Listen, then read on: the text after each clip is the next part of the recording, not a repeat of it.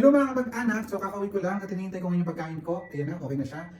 Pagkain ko lang siya kahapon, then pintuan tayo.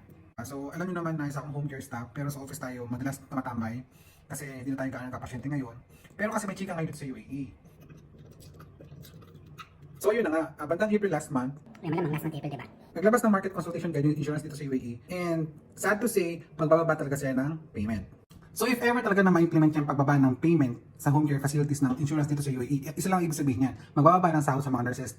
At alam niyo din naman guys, na ang bayad sa mga home care nurses ay medyo may kataasan. Bukod pa na isa lang ang pasyente mo sa isang araw.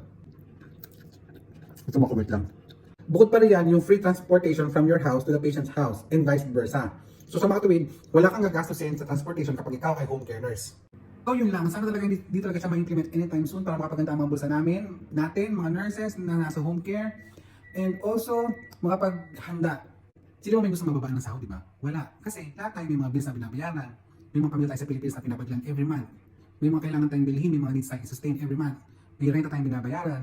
So sana, yun lang talaga na hindi siya ma-implement anytime soon. At kung may implement naman talaga siya, sana bigyan nila ng leeway or advance notice para makapaghanda yung mga staff, yung home care facility na makapag-adjust, makapag-recalibrate kung ano ba ang gagawin namin dapat, di ba?